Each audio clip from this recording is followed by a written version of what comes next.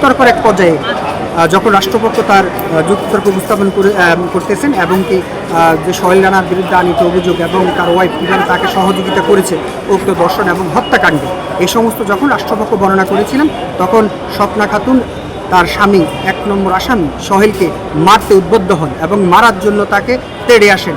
এতে করে আদালতের যে কার্যপ্রণালী কিছুটা সময় ব্যাহত হয় এবং পরবর্তীতে বিজ্ঞ আদালত এটা আবার উভয়কে সাবধান করে দিয়ে পরবর্তীতে আদালত তার কার্যক্রম চালু করেন এবং কি আদালত সতর্ক করে দেন যে যদি পুনরায় আবার এমনটা করা হয় তাহলে যে করবে তাকে কাস্টডিতে রাখা হবে, তাকে আর এজলাসে রাখা হবে না। কারণ আমাদের আইনে লেখা আছে যুক্তিতর্ক করার সময় কোনো রকম যদি আসামি উপস্থিত না থাকে তাহলে সেক্ষেত্রে কোনো রকম ব্যর্থ ঘটবে না।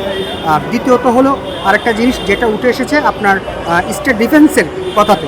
স্টেট ডিফেন্স বলেছিলেন তার যুক্তিতে যে আসামি সোহেল রানা যার কথা বলা হয়েছেন সে প্রতিনিয়ত নেশা করতেন, আর ওই দিনও সে নেশাগ্রস্ত ছিলেন। কিন্তু আমাদের রাষ্ট্রপক্ষ বলেছিলেন যে ওই দিন তিনি নেশাগ্রস্ত ছিলেন না এবং আয়ুর যে তদন্ত ছিল তদন্ততে স্পষ্ট উঠেছে সেদিন তিনি কোনো রকম করেননি, আপনার কোনো রকম মাদক গ্রহণ করেননি। সে মাদকাসক্ত হলেও সে ওই দিন কোনো মাদক নেননি।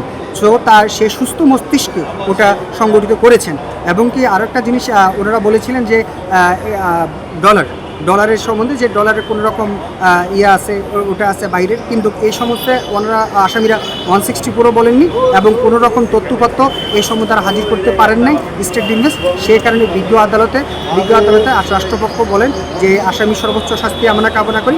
অপরপক্ষে স্টেট ডিফেন্স বলেন যে আমরা আসামি যাবজ্জীবন সাজা প্রার্থনা করি এবং কি 201 ধারা সাজা প্রার্থনা করি এবং স্বপ্না খাতুনের সর্বনিম্ন সাজা প্রার্থনা করি।